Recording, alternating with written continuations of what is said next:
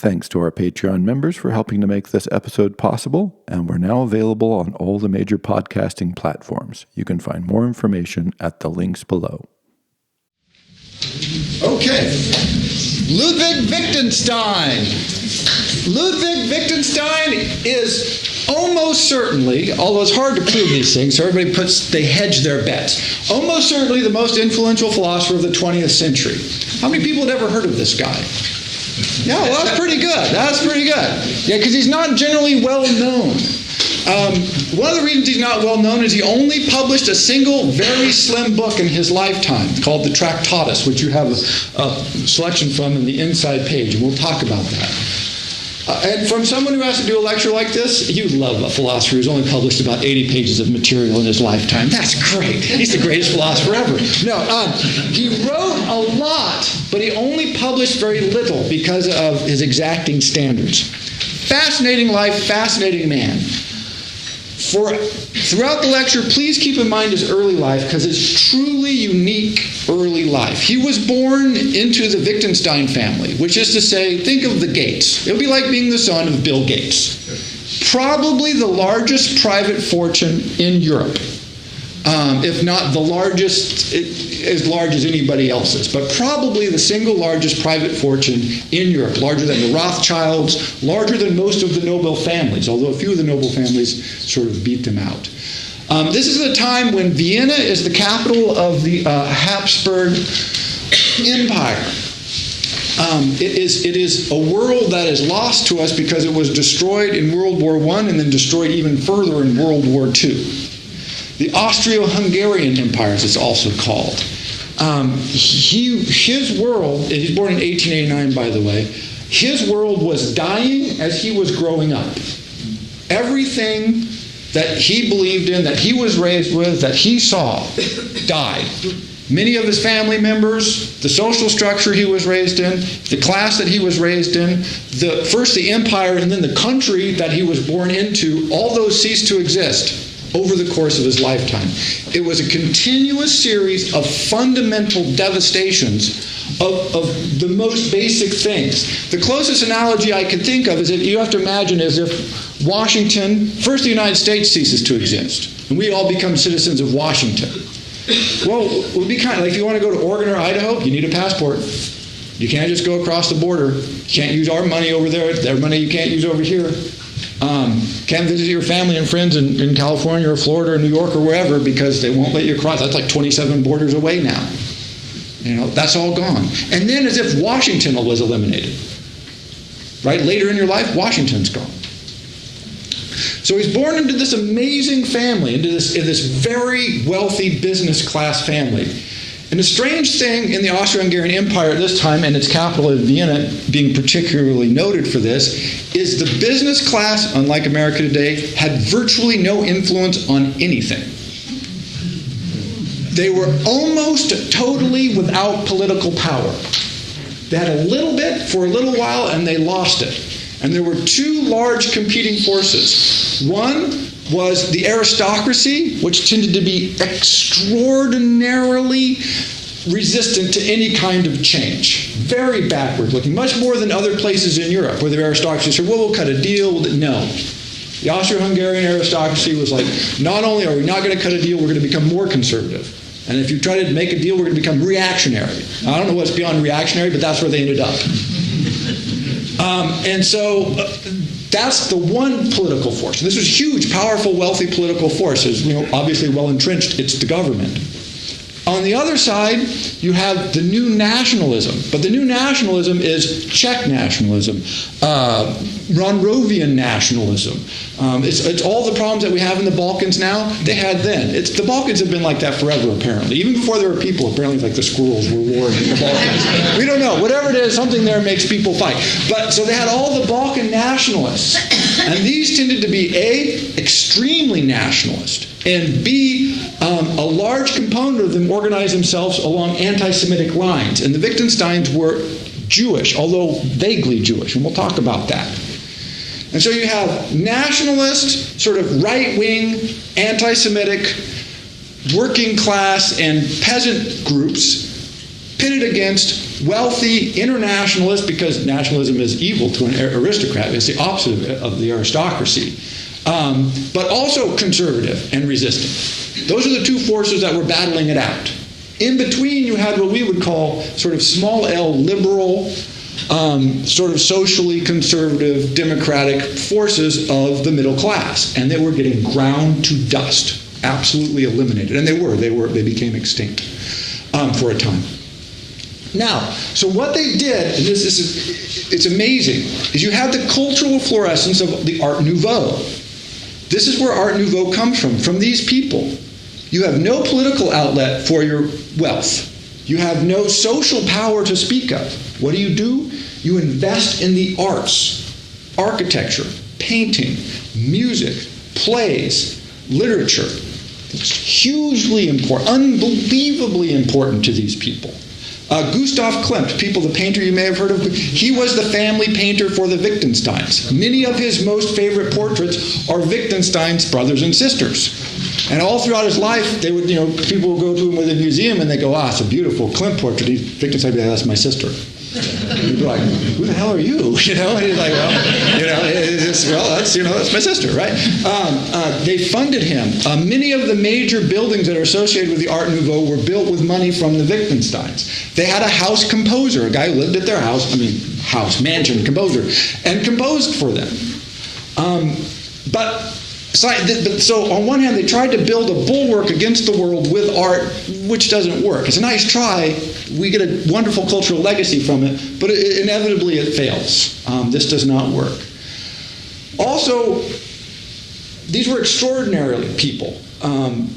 Wittgenstein's oldest brother, he was 4 brothers, was a noted composer, and the entire family considered him an extraordinary musical genius, which from this family, as you'll see, is high praise indeed. He committed suicide when his father basically wouldn't allow him to pursue music, but wanted him to go into business. This changed his father's attitude about such things. He's like, okay, everybody can do whatever they want. Right? He was like, okay. Second brother also committed suicide under very different circumstances. A brother very close in age to Wittgenstein committed suicide. They are all extraordinarily artistic, generally very musically inclined. In fact, Wittgenstein was noted as being non-musical. One of his brothers was a touring concert pianist in Europe. World War I breaks out. He gets his arm blown off.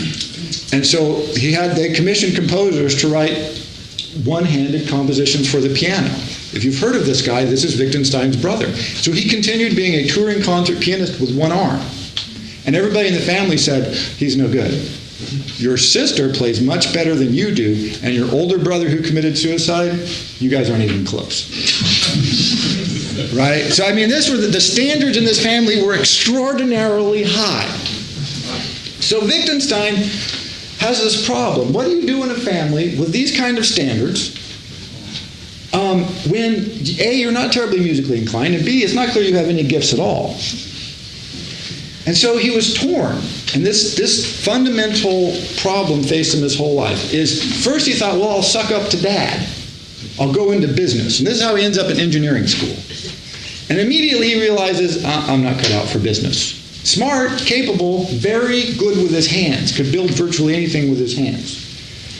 And so he struggles around and he says, all right, well, I'll go to England and I'll go to Manchester and I'll study engineering there.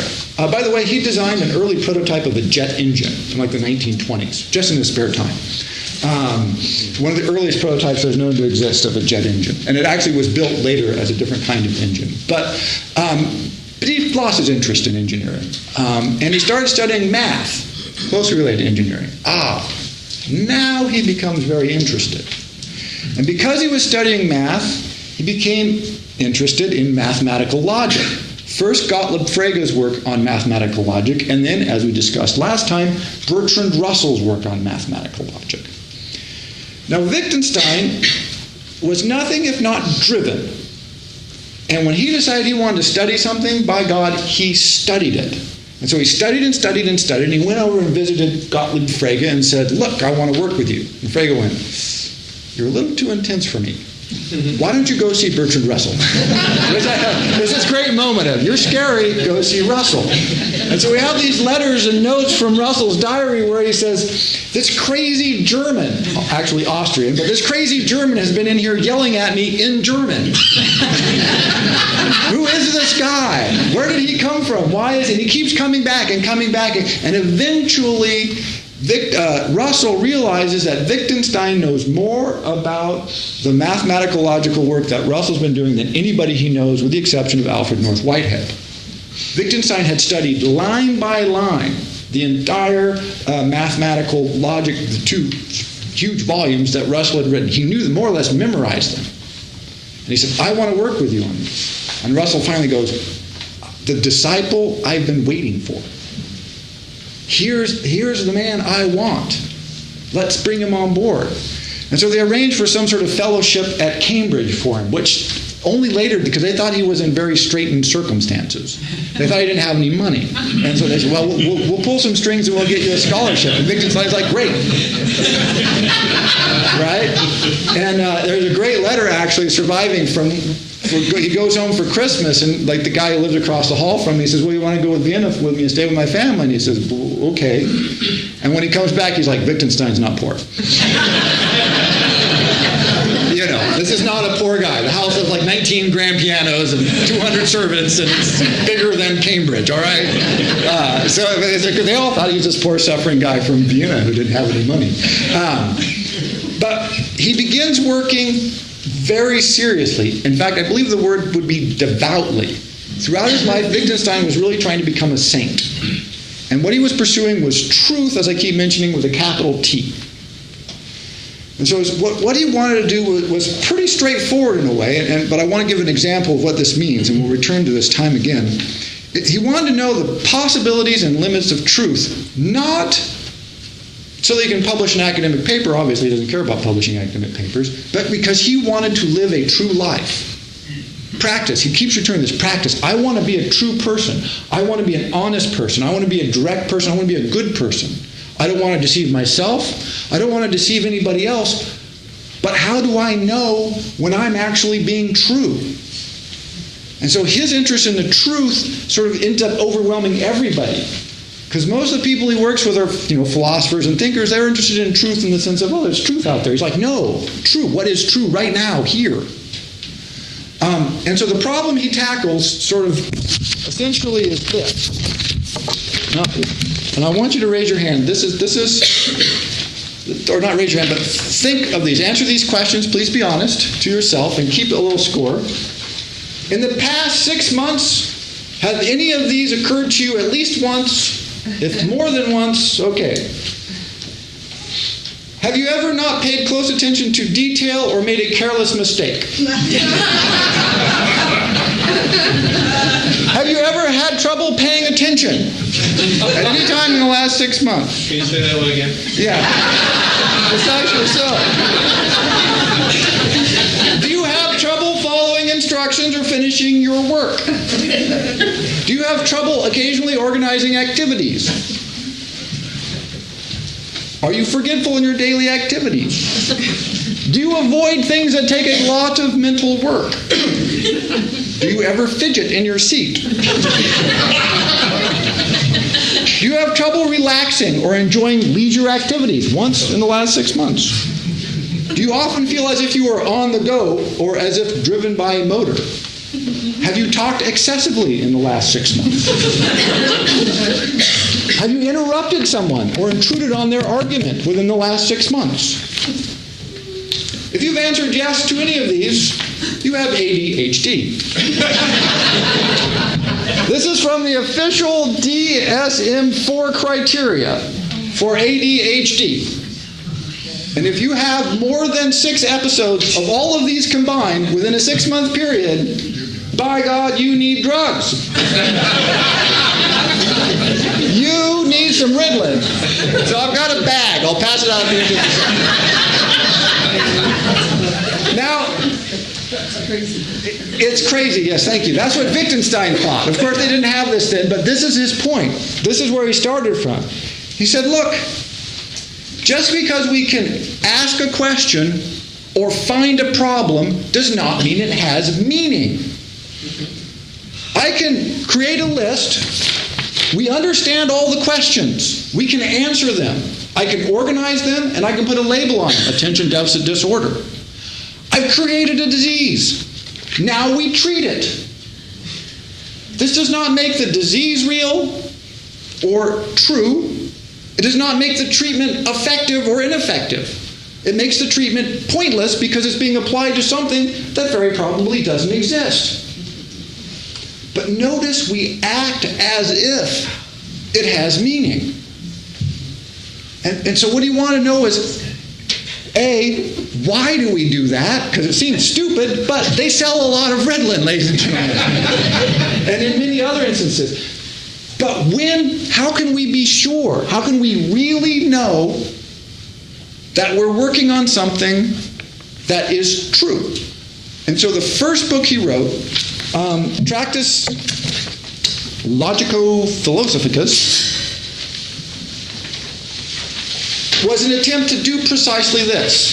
He said, I want to set the limits on what is knowable. Within the bounds will be the knowable things that we can talk about meaningfully. Outside of it, we must remain silent. And he started working on this at Cambridge, and it begins to dawn on Russell that Wittgenstein might not be the guy he thought he was. Because Wittgenstein goes, I think everything you're writing is wrong.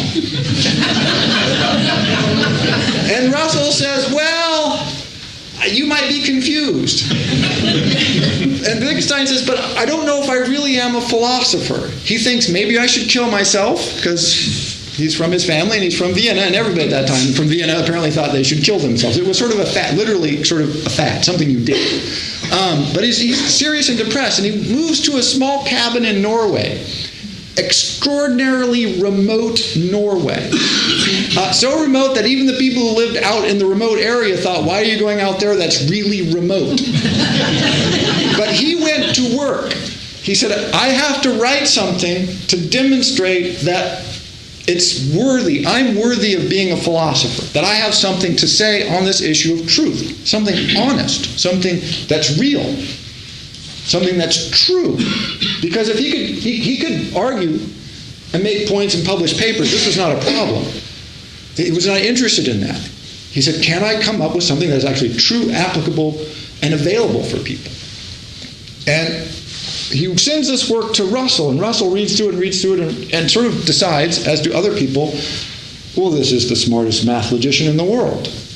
Many of the best math logicians decided this immediately upon seeing his work and talking to him and working with him.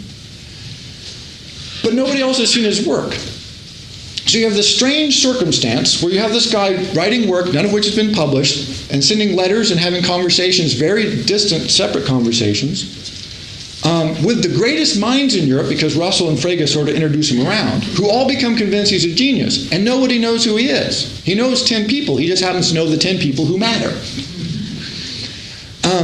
Eventually, the Tractus is his dissertation at Cambridge, because they want to give him a PhD so that he can teach. And the two people who sat on his dissertation, one was a student of his, and the other was Russell, who said, you know more about everything than I do. And so it was this sham which drove him mad. But anyway, so he goes out into the nether reaches of the countryside to work on this. And he works and he works and he works, and he finally decides a major breakthrough in the approach to understanding how things are. And he says, look, logic works like this. It's a picture of the world. Words do not mean anything in and of themselves. Their arrangement constructs a picture of how the world is.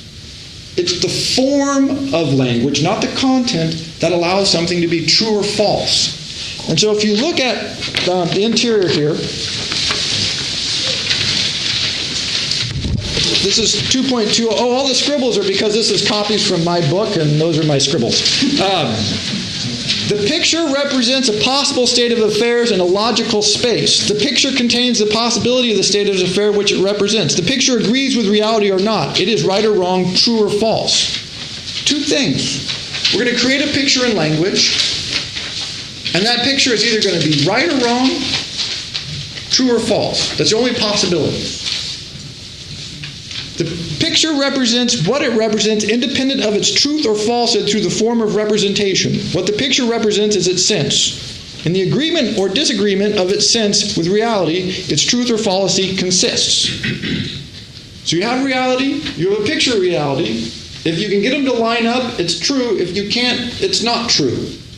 This is called the verification principle of logic, and it launched an entire school. Whole departments study nothing but this theory.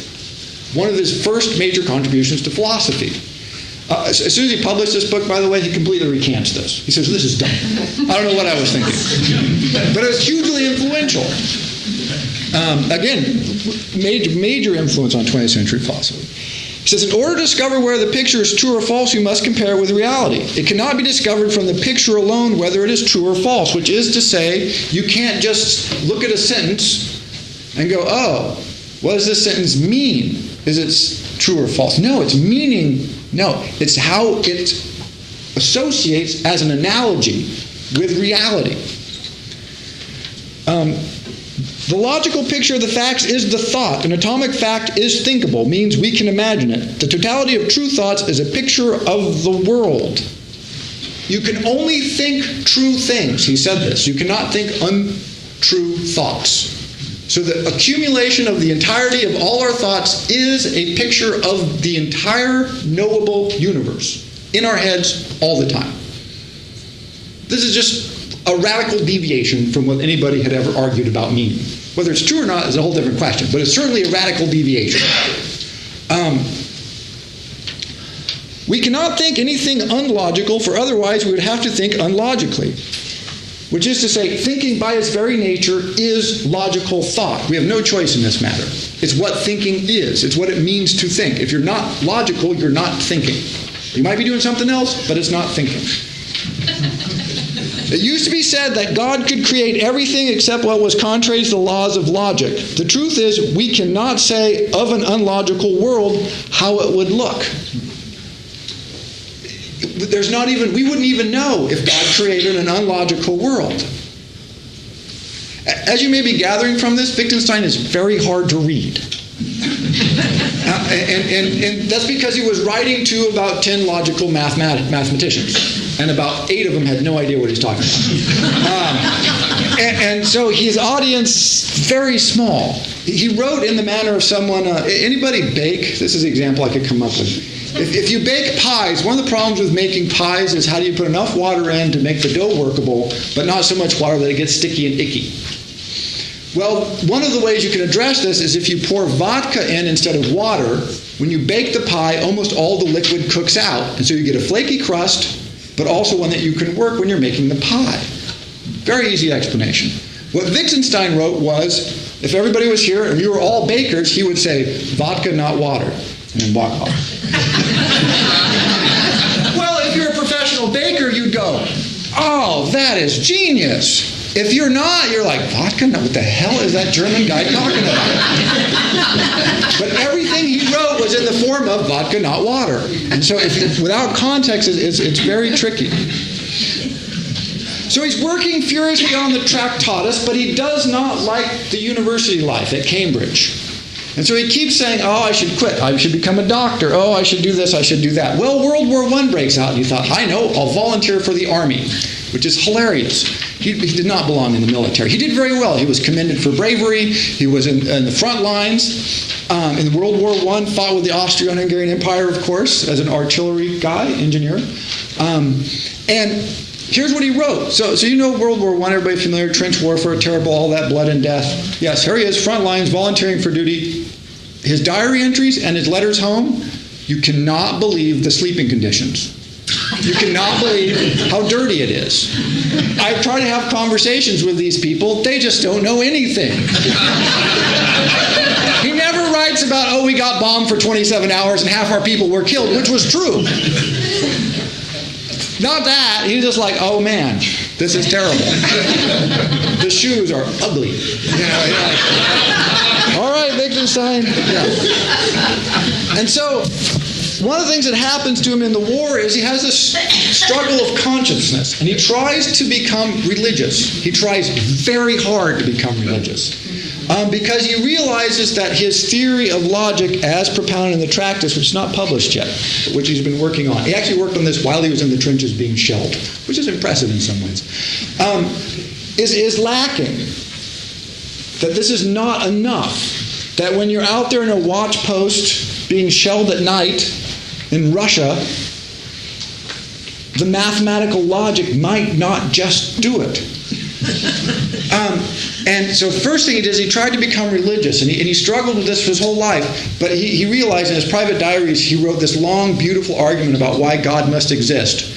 And then the next line is, anybody who has to write that argument has no faith. Which is absolutely true, right? You can't, if you have faith, you can't write that argument. And that's where he was. And so he comes to the second realization, which is how he was able to finish the Tractatus. And this is the second page here, which is the last page of the Tractus. Say nothing except what can be said, i.e., the proposition of natural science, i.e., something that has nothing to do with philosophy, and then always, when someone else wished to say something metaphysical, to demonstrate to him that he has given no meaning to certain signs in his propositions. This method would be unsatisfying to others. He would not have the feeling that we were teaching in philosophy, but it would be the only strictly correct method. Notice that. You say something metaphysical, I tell you you're wrong. If I don't do that, I'm not being honest with you.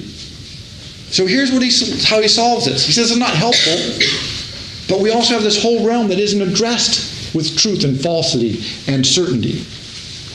My propositions are elucidatory in this way. He who understands me finally recognizes them as senseless. When he has climbed out through them, on them, over them, he must, so to speak, throw away the ladder after he has climbed up on it. So ignore everything I've written up to this point. He must surmount these propositions, then he sees the world rightly. Whereof one cannot speak, thereof one must be silent. Big blank spot. That's why I have that circled on there. Big blank. Look, the part that is able to be dealt with logically, this big. Tiny. Everything else, hugely important, but you can't talk about it in an honest fashion. It's virtually incommunicable, therefore it's dishonest, therefore quiet. By the way, he tried to join a monastery one time, and the monks wisely said, no. You're just going to create problems. Go away. So he comes back after the war. He publishes this, becomes his dissertation, which is hilarious. He published one of the most important books in Western philosophical tradition, and then it's your dissertation. And says, fine, I'm done. I've said everything, not only I have to say, I've said everything that is sayable in philosophy, which is sort of a grand claim. I like someone who makes a bold statement, right? There's nothing more that can be said. And he goes off to teach elementary school in rural Austria, which is not a good job for him. It turns out that he's very strict, as most saints have a history of being. Tended to hit the children in the head, but he developed some very interesting teaching methods that were quite effective. After a while, he starts having doubts about his career as an elementary school teacher. And he starts having doubts about the Tractus. He decides that there is perhaps more to be said in philosophy.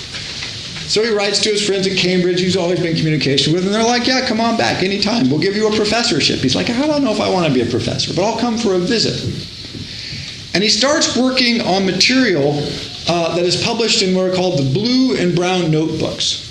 He has students who are taking notes, and he gives them some typed notes for them to work off of. But he never meant for them to be published. But they are one of the transitional works that we have between the Tractus and his last major work, which is called Philosophical Investigations. And what he's decided is that the Tractus is stupid. And here's why. He says, look, what I was tricked by, more or less, is that causes. I was looking for the foundational truth of things, and those are, as in the natural sciences, those are causally related. What causes water to boil? Heat. Temperature, air pressure, whatever, how you want to think about these things. And he said, here's the mistake. If I walk up to you and shove you down, the cause of your fall is me shoving you down. That's not the meaning. The shove is not the meaning of your fall, it's the cause. And he had this realization, he's like, who cares what causes things? We're interested in the meaning of things, which very much may not be related at all to the cause, as in the shove example, which is one of his examples. It's actually his. And he said, well, this is what happened. This is what science has tricked us into. And so he begins this attack on science. He says, look, causation, always looking to boil things down to a few details. What are the key laws at work that cause things, that structure things, that form things? He says, no, this is wrong. A second example he uses, which I love, is he says, okay, I take you, I put you in an oven and I cook you at 2,000 degrees for a few hours, and I get a bucket of ashes. I have you in my bucket. I've reduced you to the essential parts, the ash part. And he thought that we're missing something if we do that. We lose essential elements of who you are if, for instance, we, kill you. That you cannot dismantle things into component parts. You cannot say behind every statement there is some deeper meaning.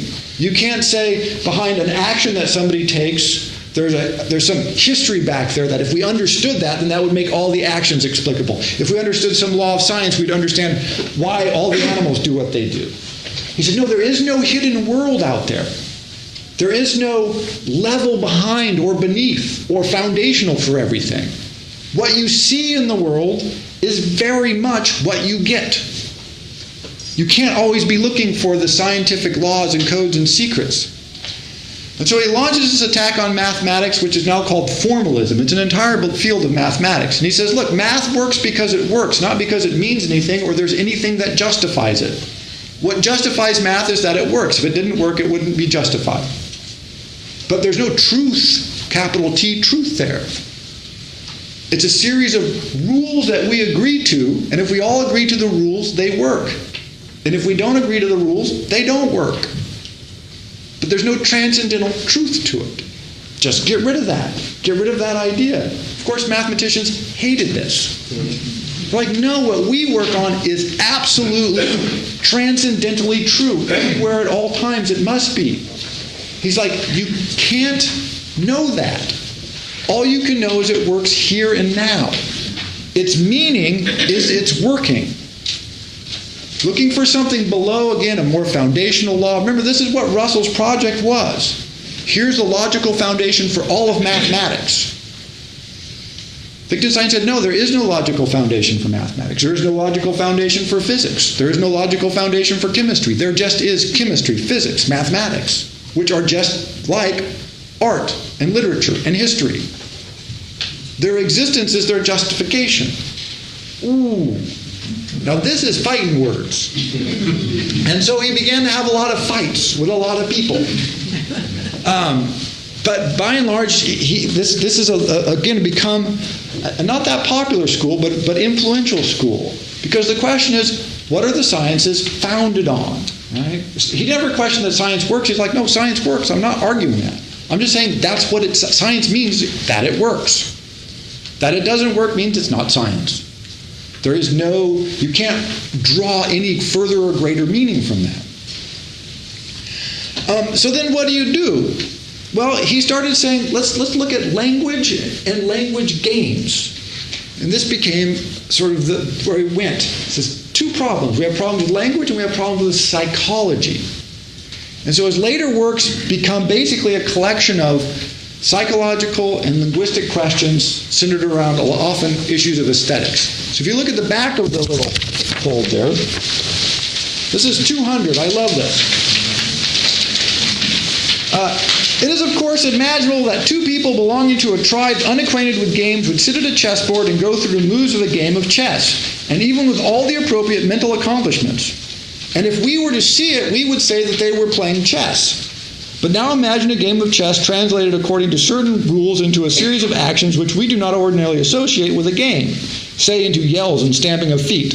And now suppose these two people to yell and stamp feet instead of playing the form of chess that we are used to, and this in such a way that their procedure is translatable by suitable rules into a game of chess. Should we still be inclined to say that they were playing a game? He has about 200 pages of those questions. Now imagine we encounter a tribe, and they make noises like they're talking, but we can't figure out what it means. Are they talking? And he just goes on and on. But they all center on this question.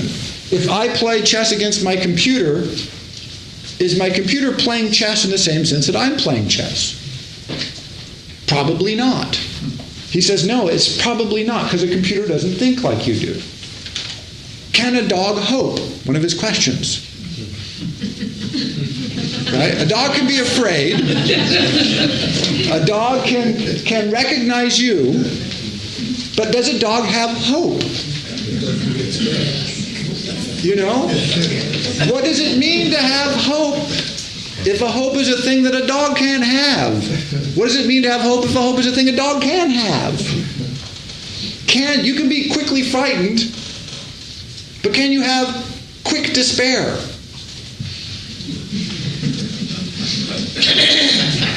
Right? So he asks us a whole bunch of these questions. Like I said, 200 pages of these questions.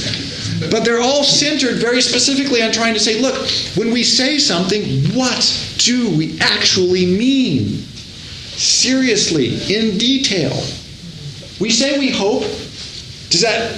What does hope mean?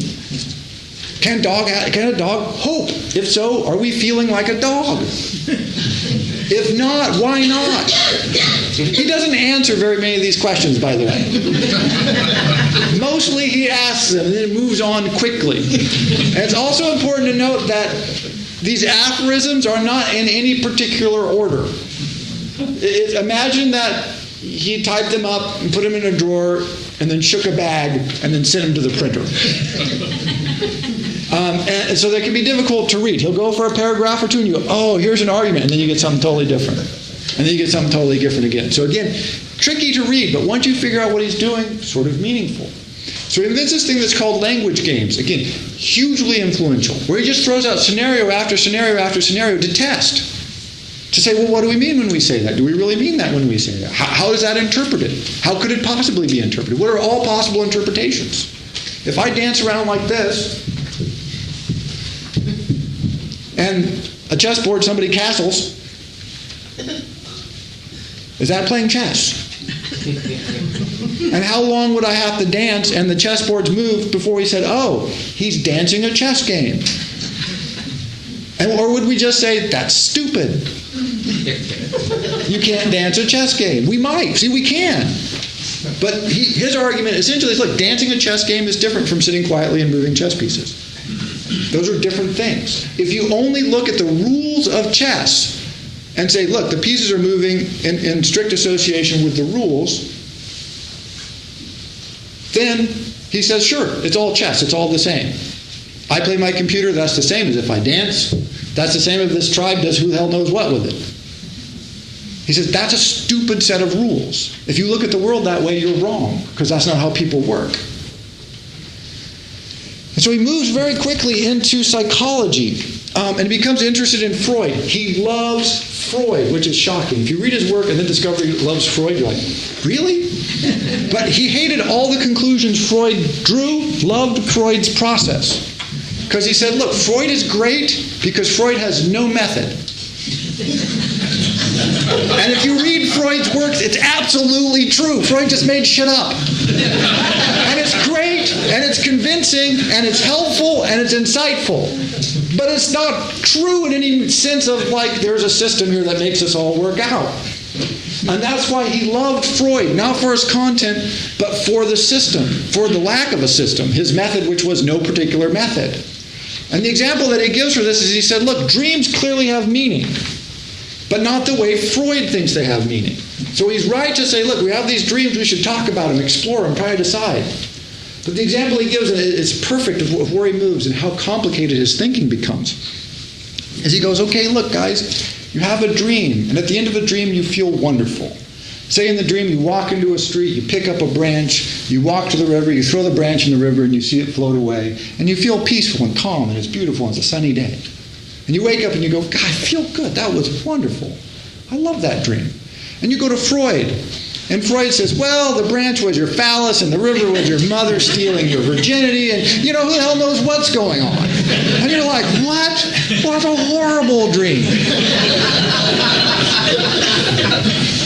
And Wittgenstein says, the mistake is the notion that the symbols of the dream are separable from your feeling. He says, if the interpretation makes you feel different, then the interpretation is not your dream.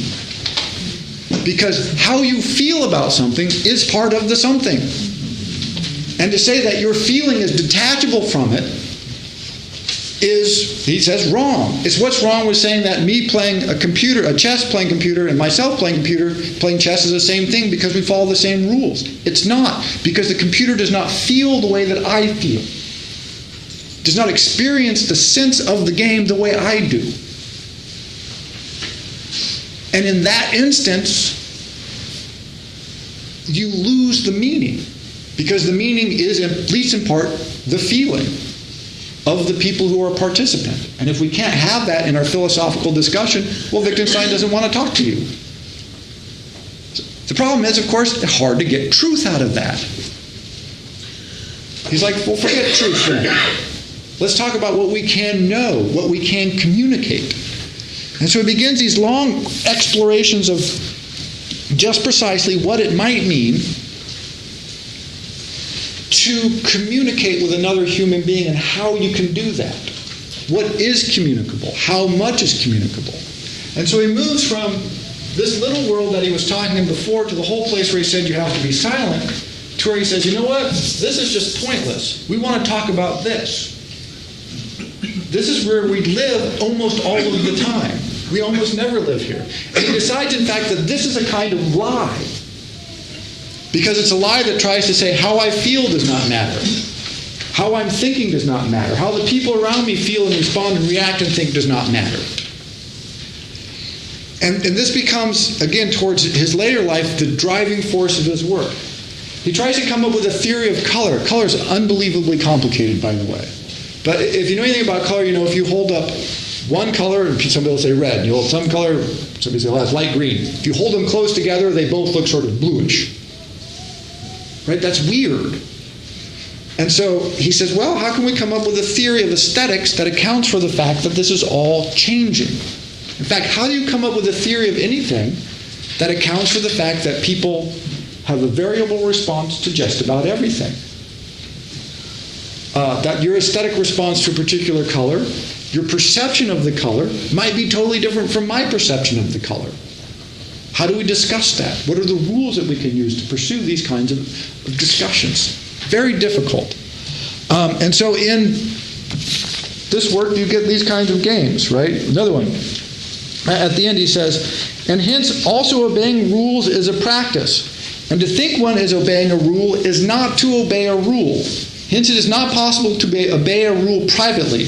Otherwise, thinking one was obeying a rule would be the same thing as obeying it.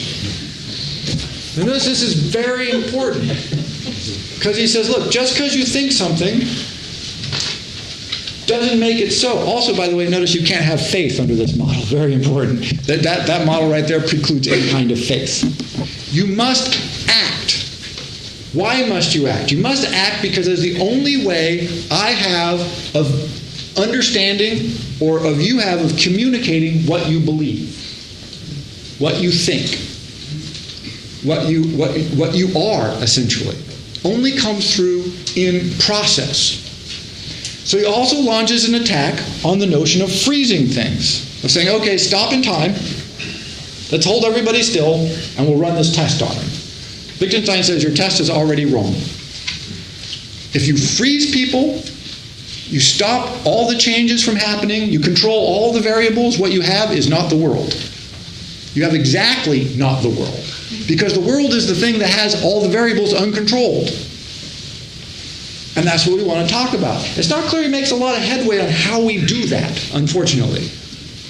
But he does try and force people into thinking that way.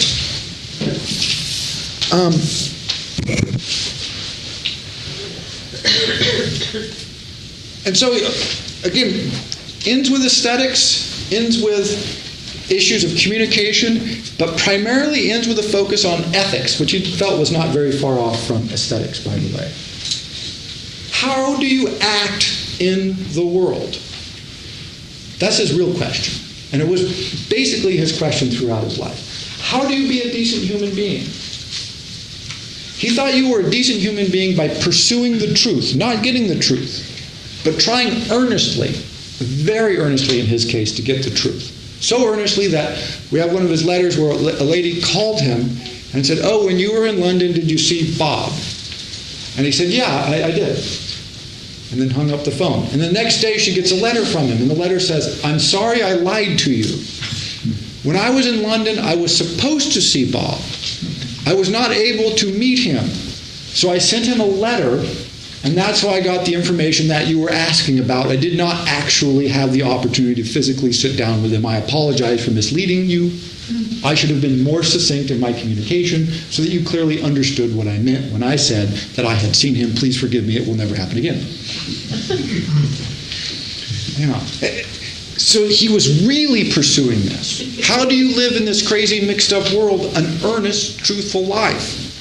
A hard question. Some of his answers were, one, go away from everybody. And so he tended to withdraw into the countryside periodically because he found people overwhelming in the sense that he didn't know what to do with them. Because they would ask him questions and he would start to answer and they'd be like, "Whoa, too much information, too intense, too many details, too confusing." He'd be like, "Well, that's it. What else can I tell you?" So people became very frustrated with him. They all said, "Oh, we love Wittgenstein, but good God, I hope he doesn't visit anymore." The other thing he did was service. He volunteered for World War I. He did not have to fight in World War. He didn't. Basically, in his entire life, he did not have to do anything. And fought bravely. Won commendations, several commendations for bravery during the war. When he inherited one of the largest fortunes in Europe, he gave it all away, every last single penny. He kept absolutely nothing. And he spent a great deal of time with the family lawyers explaining to them that he wanted it drawn up so that he could never get the money. Nobody could give it to him. Just no, nothing, zero. I want none of it because it has nothing to do with me. And so he made himself poor voluntarily because he just thought it was a distraction. It would be a bad thing. It would be basically a dishonest thing. During World War II, he said, "Great, I'm out of Cambridge." And he volunteered to be a porter in the hospitals. So first he just carried pills around to people, right? And he would say, "Here's your pills, don't take them." Because I don't think the doctor knows what he's doing. And so eventually they had to pull Wittgenstein aside and say, really it would be better if you didn't tell our patients not to take their medicine. Just deliver it. And then they pretty quickly realized that, hey, this guy's pretty valuable. And they said, "We would like to have you do some research with us." Because, of course, World War II is going on, so they're getting lots of terrible wounds. One of the projects they put him on is shock. What do we do about shock? Wittgenstein's solution? Hey, there is no such thing as shock. It doesn't exist. If you look at your description of shock, that's why I use this at the beginning, a description of ADHD. It's so broad that everybody has shock or nobody. It's not a category. And so the British medical system eliminated that whole definition because it was confusing. It was not a helpful category, it was a confusing category. And so they said, do not use the word shock. And so he got them to stop using the word shock. Because the research was pretty clear that it was like this. If everybody has it, nobody has it. If anybody that's admitted could possibly have shock, then that's a completely unhelpful category. It's it seems like it's meaningful, but it really has no meaning. Later they put him onto a process to try and help with blood pressure problems with people who've lost blood and are getting plasma and all this. And he designed and invented an entirely new method of monitoring blood pressure, administering blood, and doing all this. They were like, "Hey, you're a genius." And he's like, "Well, yeah, I'm Wittgenstein, huh?" I knew that all along. And by the way, he never told anybody he was a Cambridge professor either. They just thought he was like another, refugee German guy. And then every once in a while, someone would find out, where are you from? Oh, Cambridge. Student? No, professor of philosophy. You're that Wittgenstein? Yeah. Wow. And then they'd find out, your family's really wealthy. He's like, I'm not. And he really did. He never took money from them. He really did in his whole life. And so he believed very strongly in service. And he tried to apply himself to that. In all of his personal relations, he struggled with this issue. One, he was at least mostly homosexual. He fell in love with at least one woman very deeply, but most of his love affairs were with men. And some historians, I think, incorrectly have said, well, this is a major issue from him. Well, it was, but not because they were men. It was because of love and sex. He really thought that love should be pure, and that sex was probably a bad part of that. And so for whole periods of his life, he really loved these people, but would never express it, because he thought that would mess up the relationship, which is a curious and difficult way to have a relationship. And it tended to isolate him from people, specifically the people he loved. Occasionally he was able to break through that, and much more successfully later in his life when he finally said, you know what, sex isn't all that bad. It's okay. When he moved from this purity model, he says, this searching for purity is killing us. Love does not have to be pure in the absolute logical sense. It can be put into practice, physical practice, being physical sexually, but also in being in intimate contact of all kinds. And that can be a beautiful, wonderful thing. But it's a big, messy thing. It's confused. It's not definable. What might be working for me may not work for you. It may be different. What somebody else perceives of my love might be different from what I mean. And that he has to be okay with that. It was sort of his final frontier. Even if I try as hard as I can to be truthful and honest, you may not receive it that way. And that might not be a flaw in me or you. That might just be communication. And so, undergirding all of this work that seems very abstract when you read it, and like I said, that's why I gave these longest excerpts here. The next bunch of philosophers, very accessible. The first bunch, not so accessible. But if you say, what would this mean if I were in love with somebody? And I thought, are we communicating? Are we really communicating? And that if we weren't actually communicating, I was doing a bad thing. For him, those are the stakes. Do you receive my love as I mean to send it? Am I understanding your love as you mean to send it? Can we grasp that? How can we communicate that? Can that actually be known and experienced? I love Beethoven. He loved Beethoven. Can we talk about the greatness, the powerfulness, the spiritually uplifting power of Beethoven, even if we have no truth? And can I communicate that and share that with another person other than just looking at each other quietly? Notice that's his conclusion of the Tractus. It's an amazingly barren conclusion.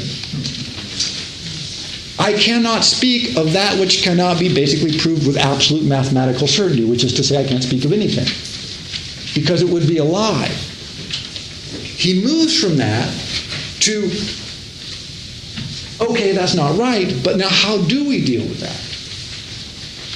And so the heart of his philosophy, again, although can be hard to track down because it's so abstract in places, is this very human problem that he lived every single day. When and we must all admit, right, that sometimes we communicate people, we go, I don't think they quite got that, and I'm okay with that. Right? A little fuzzy on the edges makes everything much smoother. Or, I'm sure they got that wrong, and that's perfect. If they think that, and I know they think that, oh, that's wonderful. See? Well, we do this. We have all these miscommunications, these subtle dishonesties. And Wittgenstein decided this was really the problem. The problem is language, but mostly the problem is how we use language. That we play the language games. We pretend to misunderstand, or we understand even though we don't. We act as if the references that are being used are shared when they aren't. Or we act as if, oh, I didn't really catch that when we do. And that we play these language games against ourselves and against other peoples, and that turns out to be a very bad thing. It takes him his whole life to work this out in great detail.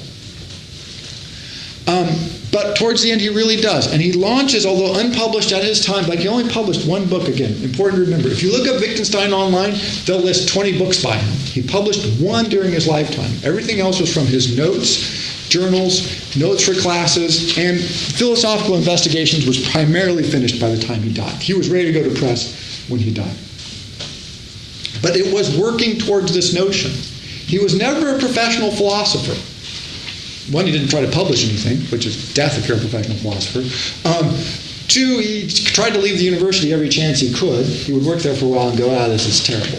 When he went to Cambridge before World War II, it was only because Austria had ceased to exist when Germany invaded. So now he has no country. If he goes back to Austria, he'll be arrested as a Jew because he had 2 Jewish grandparents, and so there you go to internment camp. So he can't go back to Austria, which is now part of Germany. But he can't stay in England if he doesn't have citizenship. So the guys at Cambridge say, look, if you're a professor, they'll give you citizenship tomorrow. He's like, okay, I guess that's better than going back to Germany and being interned as a Jew. Right? This is not how most people feel when they get professorial chairs at Cambridge and Oxford. Just this much better than being arrested by the Nazis. But this is really where he was. He's like, there's a certain kind of death if you're there. And he struggled with that, and he left again. Right after the war, he lasted, I think, 1.5 years, maybe 2 years, and then he left again, moved out to the Scottish countryside. But he lived to try to embody what he believed. Like Nietzsche, unlike Russell, but very much like Nietzsche. I have this idea, that's great, now live it. Ooh, much harder, a very much harder task. His influence is so vast that it's hard to even talk about, but I made a list here. The major philosophical schools that were founded either directly or pretty indirectly on his work: verificationism, logical positivism, analytical philosophy, linguistic philosophy, major sections of math, logic, empiricism, whole schools of aesthetics. There's a famous school in Vienna called the Vienna Circle. I don't know if anybody's heard of the Vienna Circle. So he was a sort of member of that circle. He was really never a member of much of anything. The 3 major philosophers that came out of there: Quine, Popper, and Feyerabend. 3 hugely important philosophers in the 20th century. All 3 were working on subsections of Wittgenstein problems. He would give them a problem. They went their life, they spent writing on it. And then he would denounce them because he said they have it all wrong. They don't know what they're talking about. And he almost never talked to anybody. So some of the members of the Vienna Circle thought literally that particularly Quine and Popper were making him up. That they were acting like there was this crazy genius who showed up every once in a while and just blew everybody's mind and then never showed up again because they didn't meet him for a whole months and months and years at a time, and all of a sudden he'd show up. They go, oh, he really is a real person. He does exist. And then he would, of course, vanish off to Norway or Scotland or some place that he went to. And so from him has flowed in professional philosophy, which I always think is hilarious, this major influence. And so there's vast quantities of material written on the work of the people who've tried to follow aspects of his work, and vast quantities of material on the work itself. Like I said, I think there's 16 or 17 books now published by Wittgenstein. Even though, again, one and philosophical investigations will count that as 2 published in his lifetime. What the professional philosophers can't do. They can't live it. See, that's the problem. This is what exactly he knew.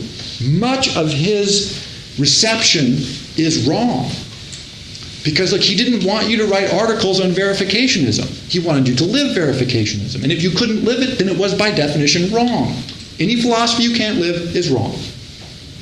Period. Because that's the definition of correctness. Lived in the world. Practiced by people. Unlived equals wrong. The notion that you could write an article and publish it and then somebody convinced by that, you go, okay, great. No. No. Is it in your heart? Is it in your actions? Is it in your life? If yes, you're on the Wittgenstein program, and you're pretty much on the Nietzsche program. Which is why they really, despite his huge influence on academic philosophers, his aesthetics, not so much. a sense of asceticism, which is to say, you've got to give up all your material possessions. You just got to get that out of your life because they muck it up. You need to be thinking. You try to be pure. You need to be a saint. The saint program, never all that popular, it turns out. Right? So his reception is very interesting and very difficult to work everything out. But it really boils down to this. There's an academic side to it. But if you read his letters in particular, if you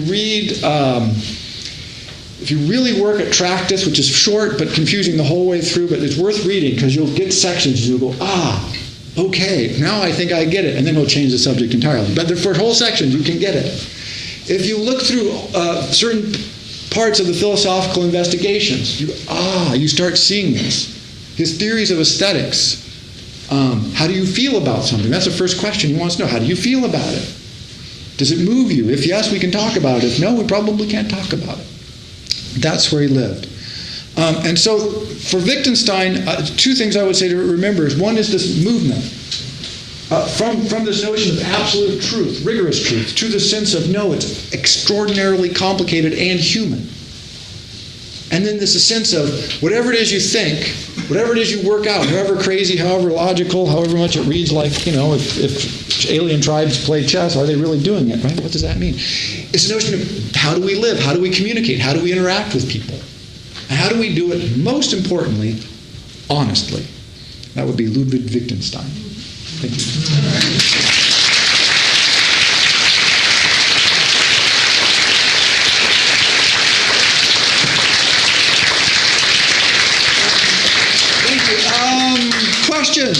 Questions on that? Questions on Wittgenstein? He's a tricky guy. Questions? Yes? Yeah, comment rather than question. Is that okay? Sure. Feel free.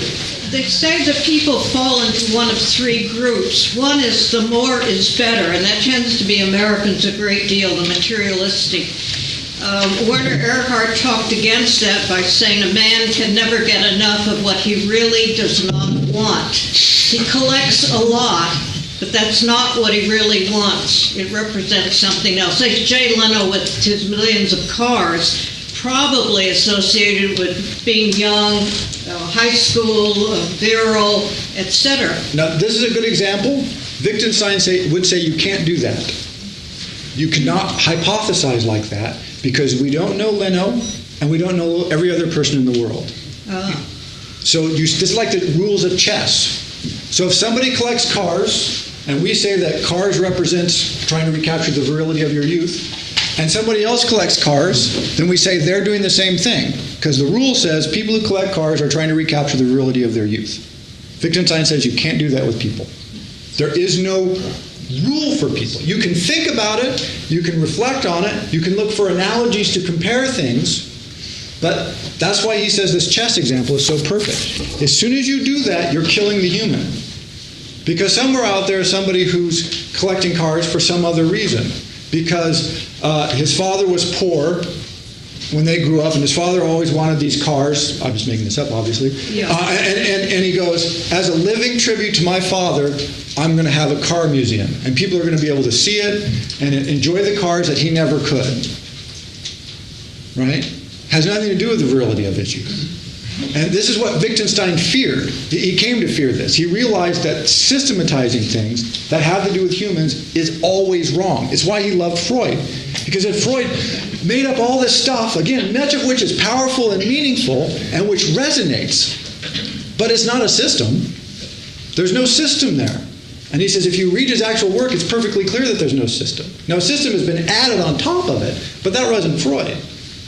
According to Wittgenstein, this is his argument. Yeah.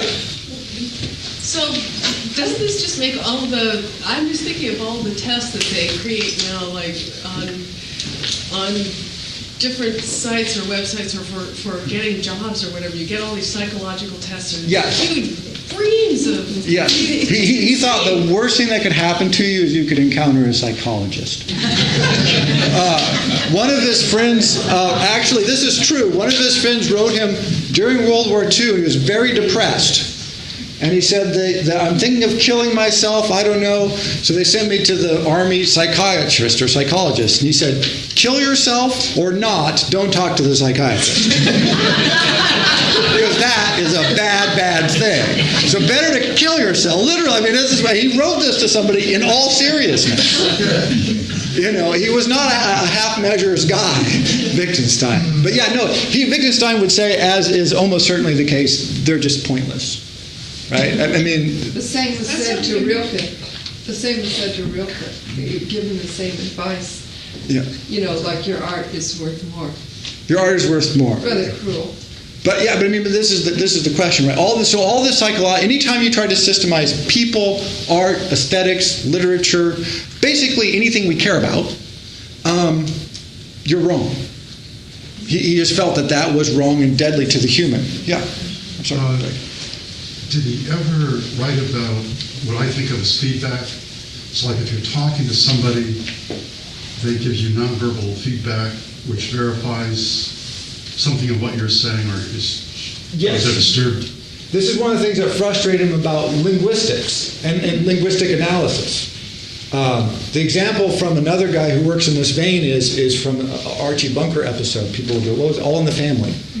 And Archie Bunker says to Edith, he says, I'm tying my shoes. No, Edith says to Archie, she says, I'm tying your shoes. Do you want the laces over or under? And Archie says, what's the difference? And she starts to explain it to him.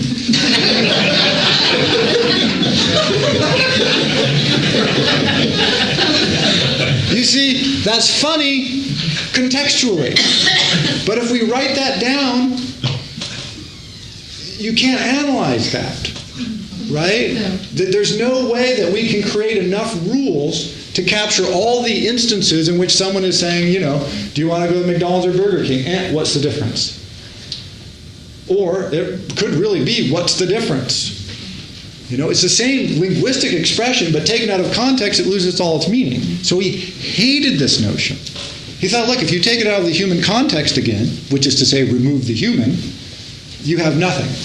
And so he was very suspicious of linguistic analysis, even though he had a huge part in launching it, in virtually all of its guises. Yeah. Does that answer your question? No. Because part of it he talks about was also physical. Right? That if I give you physical feedback, that counts, but it's not written down. And so he talks a lot about nonverbal and verbal communication, hence animals. I mean, he really wants to know, can a dog hope? He doesn't think so, but we get nonverbal communication from him. So he says the notion that we don't communicate with animals, for instance, is just stupid. But since animals don't write anything, they're not subject to linguistic analysis. He says, well, then there's something wrong with your analysis. Get rid of it. Yeah. Yeah. What was his reaction to Kurt Gödel and the incompleteness theorem and purely formal systems that are trying to remove? Well, he actually, in one of the great moments of philosophical history, one of his, sort of not students, but one of the people who attended his lectures when he was in his big anti-science phase was Alan Turing. And so Turing would come to these lectures, and Turing was a mathematical genius and programmer and code breaker during World War II. And he did all kinds of things to develop the science, particularly of computer programming and that kind of logic. And so they would go at it hammer and tongs endlessly, to the point where he showed up one day and Turing wasn't there, and he said, where's Turing? And people said, well, we don't think he's coming today. And he said, well, class canceled. And he just walked out. I'm here to argue with Turing. And after a while, Turing realized, I'm not making any headway with this guy. And so Turing just said, well, I'm not going to go anymore because he won't be moved. And that's true. He wasn't going to be moved. So he thought that Gödel's discovery, that you would prove the incompleteness, and he didn't think you needed a proof. Why bother proving that? Right? It's sort of like the way he felt about God, although this is my analogy, not his. If you need that much proof, you don't really believe it. Right? He says, you know, he just like, look, it's just false. You know, I don't even care if it's provably false. It's just false.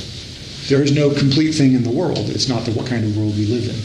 Would be a summation of it. But he did follow this closely. It's interesting for that. He was not unaware of these things, and they sort of irritated him at times. But only off and on. But he did, like I said, interestingly, this whole series of debates between he and Turing, which I would have loved to have heard. It's sort of a stand-in. Let's see, there was, here. Didn't Freud have an issue with cocaine and absinthe that affected his thinking? Potentially, but really I don't think it's the cocaine and the absinthe that was the problem. And in fact, Wittgenstein didn't think there was a problem anyway. Right? He just thought it was pretty good, but as long as there was no system, it was really good. But of course, this is a charge that people make against Freud. It's not logical. It's not rational. There's no systematic science that you can apply. You can't prove all this. Wittgenstein's like, yes, that's why we like him, right? So yeah. If it was cocaine and absinthe, he didn't care. It's like if it works, that's fine with him. Yeah. But I don't think that it was that hugely influential because Freud's thinking was pretty well developed fairly early on before much of that was going on. Yeah. My question is that this circle is the reality of all the variants uncontrolled. Yeah. And then we have our little square that he wipes out. But isn't a purity model of behavior sort of a little square? Yes. So how do you think about... Yes, he was accused of precisely this. People said, well... somebody smarter. Yeah. By people who said... Somebody said, well, you're just trying to perfect yourself. And he said, yes. Because isn't somehow thinking that you could live a completely honest life a system in a sense, a complete system? Yes, the only it's true, absolutely. And people did point this out to him. People who were irritated with him, by the way. Then they said, but his response to this was, one never does. That's an unachievable. It's a path, not a goal, not something you arrive at. But it's sort of a path to Norway, apparently. It's a path to all over the place, right? No, absolutely. No, absolutely. His search for clarity in the midst of the chaos never stopped. And it really was driven, like I said, if you look at his biography, some biographies I don't think are that closely linked with people's work. In this case, it is. I mean, he grew up in a Vienna that was dissolving. His whole world was going away. How do you make sense in a world like that? Of your own feelings? In a family like that. Or in a family like that. In your own world or of the external world. And so his search for clarity was, really powerful. And my question is, does he himself write about this critique? Is he also questioning his purity model absolutely. as a notion? He wrote very clearly, for instance, he recorded any time that he masturbated, he recorded. And he would say, I masturbated. Is that a good thing? Is that a bad thing? Should I feel this way? It seems unpure, but it's natural and human, so how impure could it be? So he's long diary entries. Right? Which again, he was not, he really wanted to know. Right? And so he was aware that the notion of purity was problematic, but he was trying to make sense of the world. But his problem was he wouldn't accept any simple sense. He wouldn't just say, oh, well, that works for me for right now. He's like, no, that wasn't good enough. But he is very much open to this precise charge. People made it, and he did respond to it, although he couldn't, answer it. I don't know if it is answerable, but that's absolutely correct. Yeah. Somebody up here. Yeah, I had a question about what did he do to relax? He was, now this you're going to love. This is true. I'm not making this up. A, he was not prone to relaxation. He was an unrelaxed guy. But B, he loved to go to the movies. And he only loved Hollywood Westerns and Hollywood musicals. And he would go to them every night when he was working. And then people would say, what did you see? And he would say, I don't know. And he'd say, well, what was it about? And he'd say, I don't know. I only go there to shut my brain down. And so he would go to the movies virtually every night. If he was working hard, this is what he would do. He would sit there. You see one Western, you see them all. Yeah, exactly right. And you don't have to think, right? It's not confusing or complicated. And so he'd just zone out. And so he would walk. He was a big walker. And that was really about it. He wasn't a relaxing person. No one talks about spending time with him and going, wow, I had a really relaxing conversation with Wittgenstein. No, it wasn't one thing that happened. Although later in life he did board with a family, and he really became close with them. And he was mellowing at that point, but not a lot. He lived in at the end of his life in Scotland, although Norway was equally remote Scotland. He had a cabin, essentially, not much bigger than, about that, say 10 by 12. And every morning he would make a pot of tea, drink the tea, and then he would take the leaves out and he would wash the floor with them, right? And he found this very relaxing, right? This sort of ascetic approach. So, yeah, he wasn't a relaxed guy. So, yeah. Good question, though. Funny, yeah. Can't we say an underlining theme to his life is less is better? You didn't let me finish. Oh, I'm sorry. So, yeah, less is better? Yeah. Boy, not really. Less stuff is better, but he also designed houses and furniture, and he had more and more thinking. Right? So it depends on what. Material goods never had any fascination for him, but he wanted a lot of himself. So I don't know. It depends on what you mean by less stuff, that's for sure, but more thinking. Sue, all the way in the back. In Wittgenstein's search for honesty, would he argue that truth is subjective? Yes, absolutely. And that the important part about truth is that it's subjective. And that when we try to get the subjectivity out of truth, that's a very good way to think about it, that's when we lose it, because a non-subjective truth is a nothing in a human world. Right? It's an unlogical thing. It can't be thought even by God, right, from the normal example. Yeah. Matt? I'm kind of curious about his aesthetics and his architecture. I mean, he was born at the kind of beginning of the Wiener Werkstatt, matured in the Bauhaus. Was his style...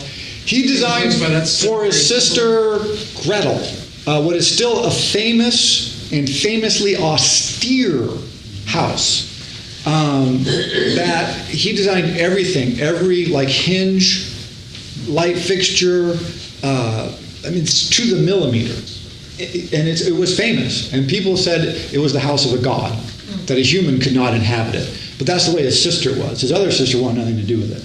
But it is still a famous architecture around. It's a still famous example of design, and it's saved as it's a national monument. What's it called? Where is it? Vienna. I forget what it's called. It's like the Russian embassy, but it's also a historical monument. Yeah. Somebody. Yeah. Is his reaction against or neglecting of Plato and Aristotle significant? Yeah, this is a good point, because Wittgenstein felt no obligation. He's a professor of philosophy at Cambridge, claims never to have read a word of Aristotle, and felt no need to read the history of philosophy. He read a lot of philosophers, but not in any systematic way. His argument was significant, because his argument says, again, it's practice. I need to live the philosophy, which means it needs to come primarily from me. Reading other people is okay as a stimulant, but it's you. If you can't think it and you can't live it, then what the hell point is it? And so it was a significant, though sort of erratic, choice for someone who was to become a quite famous philosopher. And several people pointed out that many of the mistakes of his thinking would have been more easily remedied if he had bothered to read, a few thousand years of previous human work on these subjects, right? It's like these guys have sort of done some work over there, Wittgenstein, but really he thought it was more important. I think one point, the analogy that he uses is, just because a mountain's been climbed doesn't mean that when you climb it, it's not different, right? Saying, oh, that mountain's been climbed is not the same thing as you climbing it. And he was really much more interested in figuring things out for himself than he was for reading that somebody else had figured it out. Plus he had a fair amount of hubris, right? He was never short on, he was very hard on himself, but he also had huge expectations for himself, hence partly from his family. I don't know if that answered that question. Very odd, though, like I said, that he would be a professor at Cambridge. He could never have done that at Oxford, by the way. Oxford wouldn't have stood for it. But Cambridge, they didn't care. One more question or one more? Is Wittgenstein makes his social circle so small that he's not really influenced by a lot of social factors as Turing was, for example? No, he was very influenced by them. He struggled with all kinds of issues of his homosexuality he struggled with, but mostly he was just very socially difficult. And he got extraordinarily lonely, and then when he was with people, he was difficult. And then he would get lonely and then difficult and lonely. So it was What happened to his sister Gretel? Post-war Europe happened, right? World War II, and I mean, there's a mess. She made it through Austria? They made it. The whole family made it through the war. I believe all of them made it. All of them that made it to the war made it through the war. Very detailed negotiations with the Nazis. Basically, they paid a bunch of money and got made Christians. They weren't Jews anymore. Yeah, it turns out that's really expensive in Nazi Germany. But they had that much money that they could buy themselves Christianity. One of the curious negotiations. Yeah. One last question. Excuse me? Who's your next? Sartre, someone who we can understand. Yes, the French philosopher. We're going to start a run of French people. We're going to do Sartre and then de Beauvoir, and then we'll go to maybe back to a German, maybe Heidegger. Or maybe Simone Weil. I'm not sure. But the next two I do know. I will do Sartre, and then we'll do de Beauvoir, who are really shockingly different in their influence and their outlook, even though usually they say, de Beauvoir, she was Sartre's girlfriend. Always, that's a very gross underestimation of her influence and intellectual capacity. So hopefully we can do a little bit to rectify that. And the date we will be doing? Second Friday of every month. So it'll be December 12th or 13th. Same here. I like it here so much better. I don't want to move. So yeah. Thank you very much.